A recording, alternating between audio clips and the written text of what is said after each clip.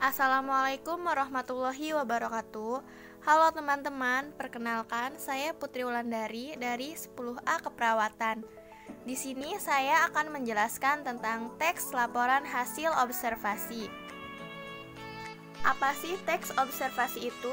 Teks observasi adalah teks yang menyampaikan informasi tentang sesuatu hal atau konsep secara umum berdasarkan fakta-fakta dan data-data yang sebenarnya. Dengan kata lain, teks ini berfungsi untuk mendeskripsikan atau mengklarifikasikan informasi. Kemudian ada struktur teks laporan observasi. Pertama, ada pernyataan umum. Pernyataan umum adalah berisi pendahuluan atau pengantar hal umum mengenai objek yang akan disampaikan atau menjelaskan secara garis besar. Kedua, deskripsi bagian.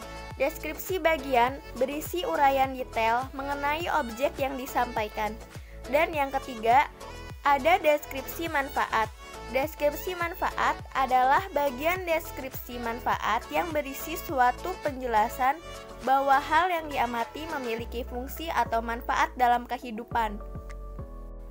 Nah, sekarang ada contoh struktur dalam teks wayang. Yang pertama, pernyataan umum. Dalam pernyataan umum menjelaskan bahwa wayang adalah seni pertunjukan yang telah ditetapkan budaya asli Indonesia. Nah, yang kedua ada deskripsi bagian. Dalam deskripsi bagian ini, wayang memiliki banyak jenisnya. Salah satu contohnya adalah purwa. Purwa berasal dari bahasa Jawa yang artinya awal. Wayang ini terbuat dari kulit kerbau, ditatah dan diberi warna sesuai kaidah pulasan wayang pendalangan. Dan yang ketiga, ada deskripsi manfaat. Menjelaskan bahwa semua jenis wayang di atas merupakan wujud ekspresi kebudayaan yang dapat dimanfaatkan dalam berbagai kehidupan, antara lain sebagai media pendidikan, media informasi, dan media hiburan. Sekarang ada tujuan teks laporan hasil observasi. Teks laporan observasi bertujuan untuk menyampaikan informasi tentang objek atau konsep sesuatu secara apa adanya, sesuai fakta dan data-data yang diperoleh dari hasil pengamatan sistematis dan analisis alamiah. Next, sekarang kita ke kaidah kebahasaan teks laporan observasi. Dalam kaidah kebahasaan teks laporan observasi ini ada 7 ya teman-teman.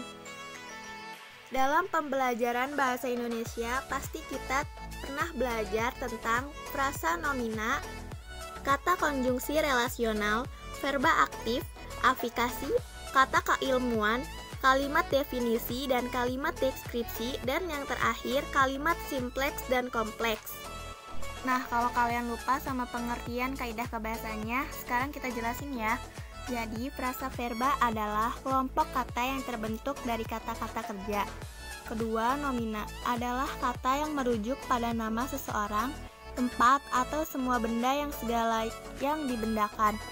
Terakhir, ada kalimat kompleks adalah kalimat yang terdiri atas lebih dari satu aksi, peristiwa, atas lebih dari satu keadaan sehingga mempunyai lebih dari satu verba utama dalam lebih satu struktur. Next, sekarang kita menganalisis kebahasaan dalam teks Taman Nasional Baluran. Baluran terdapat frasa verba, nomina, dan kalimat kompleks. Dalam frasa verba terdapat kata yaitu memiliki, beradaptasi, dan mengarang. Sedangkan dalam nominanya terdapat perwakilan, vegetasi, dan flora. Nah, yang terakhir kalimat kompleks. Di sini ada 3 kalimat ya. Salah satunya saya akan bacakan yaitu di antara jenis tumbuhan di sini terdapat tumbuhan asli yang khas dan menarik yaitu bidoro bukul, mimba, dan pilang. Selebihnya kalian bisa baca dalam teks ini ya. Nah, sekarang kita akan membaca ringkasan teks mengenal suku Baduy. Orang Kanekes atau orang Baduy adalah suatu kelompok masyarakat adat subetnis Sunda di wilayah Kabupaten Lebak, Banten. Masyarakat suku Baduy di Banten termasuk salah satu suku yang menerapkan isolasi dari dunia luar. Baduy dalam belum mengenal budaya luar dan terletak di hutan pedalaman. Suku Baduy dalam masih memiliki budaya yang sangat asli. Mereka dikenal sangat taat mempertahankan adat istiadat dan warisan nenek moyangnya. Mereka memakai pakaian yang berwarna putih dengan ikat kepala putih serta membawa golok. Suku ini memiliki kepercayaan yang dikenal Sunda Wiwitan. Kepercayaan ini memuja arwah nenek moyangnya atau animisme, yang pada selanjutnya kepercayaan mereka mendapat pengaruh dari Buddha dan Hindu. Kepercayaan suku ini merupakan refleksi kepercayaan masyarakat Sunda sebelum masuk agama Islam. Baduy luar merupakan orang-orang yang telah keluar dari adat dan wilayah Baduy dalam. Next, sekarang kita ke teks laporan hasil observasi yang bertema media sosial. Media sosial adalah saluran atau sarana pergaulan sosial secara online di dunia maya atau internet. Para pengguna media sosial berkomunikasi, berinteraksi, saling kirim pesan, saling berbagi, dan saling membangun jaringan. Nah, sekarang contoh media sosial. Media sosial yang paling populer di kalangan masyarakat adalah Facebook, BBM, WhatsApp, dan Instagram.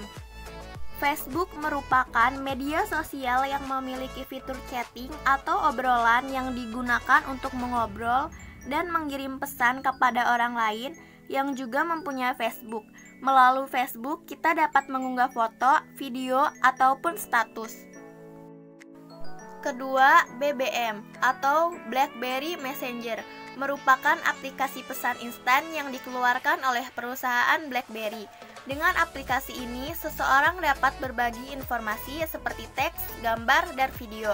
BBM menggunakan fitur PIN sebagai identitas akun BBM. Selanjutnya, WhatsApp. WhatsApp merupakan media sosial yang menggunakan nomor telepon. Jadi, jika kita ingin menambahkan seseorang ke dalam kontak WhatsApp, kita cukup memasukkan nomor telepon orang tersebut ke dalam kontak telepon seluler kita. Dan yang terakhir, Instagram.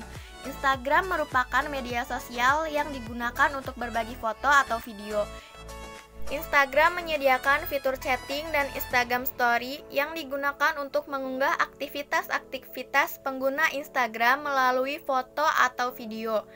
Instagram juga menggunakan fitur followers atau pengikut dan following atau mengikuti. Nah, semua jenis media sosial di atas merupakan wujud perkembangan teknologi saat ini. Dengan adanya media sosial, kita dapat bersosialisasi dengan orang lain tanpa dibatasi oleh ruang dan waktu. Manfaat lain dari media sosial adalah untuk memperbanyak teman, menerima informasi, media hiburan, meminta bantuan, menambah pengetahuan, dan menambah penghasilan. Oke teman-teman, sekian dari saya. Semoga video ini bermanfaat buat kalian. Terima kasih. Wassalamualaikum warahmatullahi wabarakatuh.